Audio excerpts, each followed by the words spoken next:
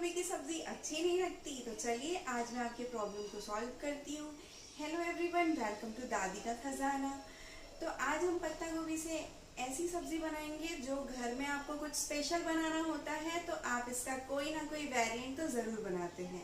तो चलिए बिना देरी किए वीडियो को स्टार्ट करते हैं। तो आज मैं बनाने वाली हूँ पत्ता गोभी के कोफ्ते। तो कोफ्ते बनाने के लिए मैंने 4 बड़ी साइज़ के आलू ली है जिसे मैश कर लिया है। एक छोटी साइज़ की पत्ता गोभी ली है जिसे बारीक कट करके लिया है मैंने। एक गाजर बारीक कटी हुई, एक प्याज बारीक कटी हुई और एक शिमला मिर्च बारीक कटी हुई। इसमें से कुछ आपके पास नहीं है तो आप स्किप भी कर सकते हैं।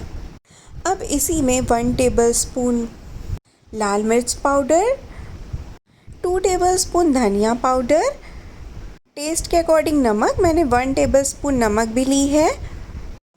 और बाइंडिंग के लिए एक बड़े चम्मच में मैंने मैदा लिया है। इतने मैदे लेने से आपकी बाइंडिंग बहुत अच्छी बनेगी, आपको पानी की बिल्कुल ज़रूरत नहीं पड़ेगी। और अगर ज़रूरत पड़ती है तो आप पानी के थोड़े थोड़े छींटे मार कर लीजिए, एक साथ ज़्यादा पानी नहीं डालना है। अब इनके बॉल्स बनाकर रेडी करेंगे और ध्यान रहे बॉल्स एक ही साइज़ के बने हों, छोटे बड़े बॉल्स अच्छे नहीं लगेंगे। अब आपको देख के समझ आ ही गया होगा कि मैं पत्ते गोभी से क्या बनाने वाली हूँ। तो पत्ता गोभी से मैं बनाने वाली हूँ कोफ्ते, और ये कोफ्ते खाने में बहुत टेस्टी लगते हैं। क्या आपके कोफ्ते हार्ड बनते हैं?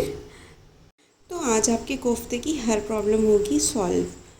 आपने देखा मैंने कोफ्ते बॉल के लिए 4 आलू मैश करके लिए हैं। आलू डालने से क्या होगा, आपके कोफ्ते बिल्कुल हार्ड नहीं बनेंगे और बिल्कुल मुंह में घुल जाने वाले कोफ्ते बनकर तैयार होंगे। सारे कोफ्तों को मीडियम फ्लेम में गोल्डन ब्राउन होने तक फ्राई कर लेंगे। अब चलते हैं कोफ्ते की करी की तरफ। करी बनाने के लिए सबसे पहले गरम तेल में 1 टेबलस्पून जीरा डालेंगे और जीरा डालने के बाद प्याज और लहसुन को भी लाइट पिंक आने तक फ्राई कर लेंगे। तो मैंने यहाँ पर 3 बड़ी साइज़ की प्याज ली है और कुछ लहसुन की कलियाँ लगभग 10-12। आप चाहे तो यहाँ पर अदरक का पेस्ट भी ले सकते हैं। मैंने करी के लिए बहुत कम तेल का इस्तेमाल किया है, आप चाहे तो तेल की क्वांटिटी बढ़ा सकते हैं। देखिए प्याज सॉफ्ट हो रही है और प्याज का कलर भी चेंज हो रहा है। अब यहाँ पर 10-12 काजू और 1 टेबलस्पून खरबूज के बीज डालेंगे। काजू और मेलन सीड्स डालने से आपकी ग्रेवी रिच बनेगी और इसका टेस्ट और भी ज़्यादा डिलीशियस लगेगा। प्याज इतना फ्राई होने के बाद अब इसमें हम डालेंगे कटे टमाटर। तो जितना हमने प्याज लिया था उतना ही टमाटर लेना है। तो मैंने 3 प्याज ली थी तो 3 टमाटर भी लिया है। प्याज और टमाटर की क्वांटिटी बराबर होनी चाहिए। अब टेस्ट के अकॉर्डिंग नमक डालेंगे। मैंने 1 टेबलस्पून नमक लिया है, आप अपने टेस्ट के अकॉर्डिंग कम या ज़्यादा ले सकते हैं। अब 2.5 टेबलस्पून धनिया पाउडर, 1 टेबलस्पून हल्दी पाउडर और 1 टेबलस्पून लाल मिर्च पाउडर डालकर सबको अच्छे से मिक्स कर लेंगे।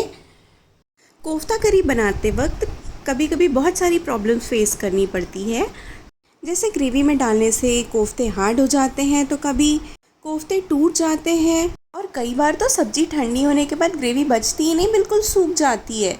तो इस वीडियो से मिलेगा आपको सॉल्यूशन। अब मैंने यहाँ पर 1.5 टेबलस्पून गरम मसाला लिया है और इन सबको अच्छे से मिक्स करेंगे और 1 मिनट तक सिकने देंगे। थोड़ा ठंडा करेंगे और फिर इसे मिक्सर जार में डालकर इसका पेस्ट रेडी करेंगे।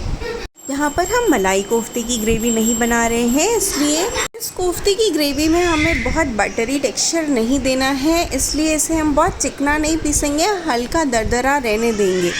जिस कढ़ाई में हमने मसाला भुना था उसी कढ़ाई में इस पेस्ट को डालेंगे और लगभग 2 ग्लास पानी डालकर इसे हाई फ्लेम में हल्की गाढ़ी होने देंगे।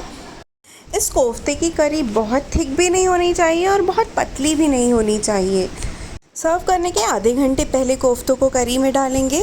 आधे घंटे बाद कोफ्ते ग्रेवी एब्जॉर्ब कर लेंगे। ग्रेवी थिक हो जाएगी, डिलीशियस कोफ्ता करी रेडी है। थैंक्स।